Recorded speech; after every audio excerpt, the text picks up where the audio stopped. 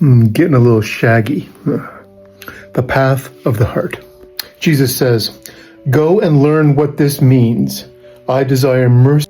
I want to tell you about a moment when I realized that the heart can lead you into places your head would never go. It happened years ago, and I was sitting across from someone at a coffee shop, someone that I had quietly decided I didn't trust. I had reasons, or what I thought were reasons. They were complicated. There had been misunderstandings, things said sideways to other people, stories that felt unfinished. So I arrived at the table with my guard up. I was polite. I was attentive. I even said the right pastoral things, but my heart wasn't open. And then, without warning, the conversation shifted. He began to speak, not defensively, not angrily, but vulnerably. He spoke about loneliness, about feeling misunderstood, about carrying burdens he hadn't shown anyone. And in that moment, something in me cracked open. Not dramatically, not heroically, quietly. The certainties I carried began to loosen. The categories I built began to soften. And I felt that strange, uncomfortable movement inside, the movement from judgment toward mercy. That movement is the path of the heart. It is rarely efficient. It is rarely tidy. And it's almost always asks more of us than we plan to give. In today's gospel, Jesus walks past a tax booth and sees a man named Matthew sitting there. "Follow me," Jesus says. And Matthew stands up and follows, just like that. But nothing about this moment would have seemed simple to people watching. Tax collectors were collaborators with occupying empire. They were known for exploiting their neighbors. They were not merely disliked, they were distrusted. They were symbols of everything they felt was wrong in the world. Matthew was the sort of person you avoided, the sort of person you warned your children about, the sort of person respectable religious people kept their distance from. And Jesus looks at him, not as a category, not as a warning, not as a symbol, but as a person. That is the path of the heart. The path of the heart is the sacred movement from category to person, from symbol to human, from judgment to curiosity, from distance to encounter. Matthew follows Jesus, and then something even stranger happens. Jesus goes to Matthew's house, and there is a meal, and not just Matthew. Many tax collectors and sinners came and were sitting with him and his disciples. And you can almost hear the discomfort in that sentence. Many tax collectors, many sinners, too many for comfort. And the religious leaders see this, and they ask the disciples, "Why does your teacher eat with tax collectors and sinners?" And it's not really a question. It is a protest. A boundary has been crossed because meals matter. Meals signal belonging. Meals say, "These are my people." And Jesus sitting at a table full of people who are not supposed to belong. Then Jesus says something that echoes across centuries. "Those who are well have no need for a physician, but those who are sick." And then he adds, "Go and learn what this means. I desire mercy, not sacrifice." Go and learn. Not memorize, not recite, learn. Because mercy is not an idea. Mercy is a way of seeing. Mercy is a practice of the heart. The path of the heart is not sentimentality. It is not politeness. It is not pretending everything is fine. Mercy does not mean denying harm or ignoring injustice. Mercy does something deeper. Mercy is the willingness to see the image of God where we least expect it. Mercy is the courage to remain present when it would be easier to withdraw.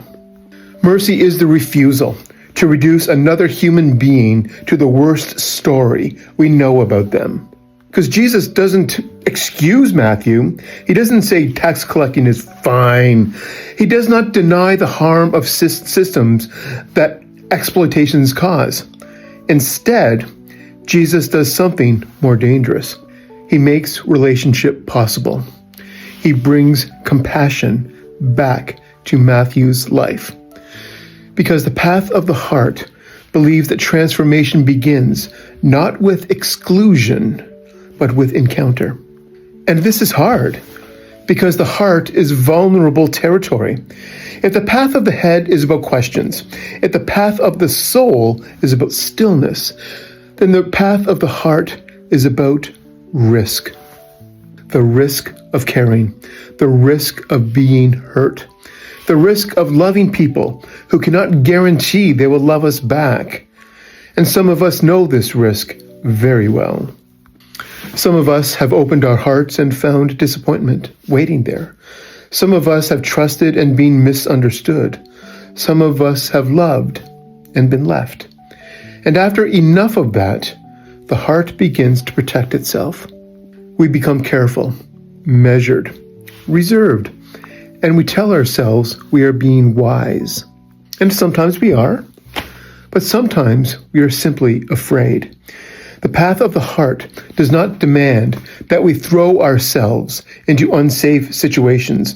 Mercy is not the same as self-abandonment. Jesus walked away from crowds. Jesus set boundaries. Jesus rested. Because the path of the heart is not reckless love. It is grounded love. It is mercy rooted in truth, compassion that includes ourselves. But the path of the heart does ask something of us. It asks whether we are willing to remain open, whether we are willing to let our certainties soften, whether we are willing to see people again instead of only remembering stories we heard about them. Sometimes the hardest mercy is not for strangers. Sometimes the hardest mercy is for people we once trusted. Sometimes the hardest mercy is for people who have disappointed us. Sometimes the hardest mercy is for people who misunderstood us. Sometimes the hardest mercy is for people who walked away. And sometimes the hardest mercy is for ourselves. Because many of us carry quiet shame, memories of words we wish we wouldn't have said, decisions we wish we could undo, moments when we were not the person we hoped to be. And Jesus says, I desire mercy, not sacrifice, not punishment, not endless self-blame, mercy. The path of the heart is where we discover that mercy is not something we generate by effort. Mercy is something we receive before we give it. Matthew didn't earn his place at the table. He was invited. He did not prove himself worthy. He was called. Matthew did not transform himself first. Transformation began with belonging. That is the scandal of the gospel. It gives belonging before perfection, welcome before worthiness, mercy before change. And perhaps that is why the path of the heart is sacred, because it reveals a God who does not wait for us to become acceptable, a God who walks past the places where we sit in our compromise and confusion and calls us anyway, a God who sits at tables that we were thought were closed to us, a God who looks at us not as categories, but as beloved persons. Sometimes mapping the sacred leads us into stillness. Sometimes it leads us into questions. But today, it leads us to the table. The table is where mercy is practiced in ordinary ways. Listening instead of assuming, softening instead of hardening, staying instead of withdrawing, seeing instead of judging. And maybe the invitation of this path is simple, but it's not easy. It is simple. This week, notice where your heart tightens. Notice the person you avoid. Notice the story you keep repeating about someone. Notice where judgment comes quickly. And then gently ask, what would mercy look like here? Because the path of the heart is not a destination. It is a way of walking one conversation at a time, one softening at a time, one table at a time.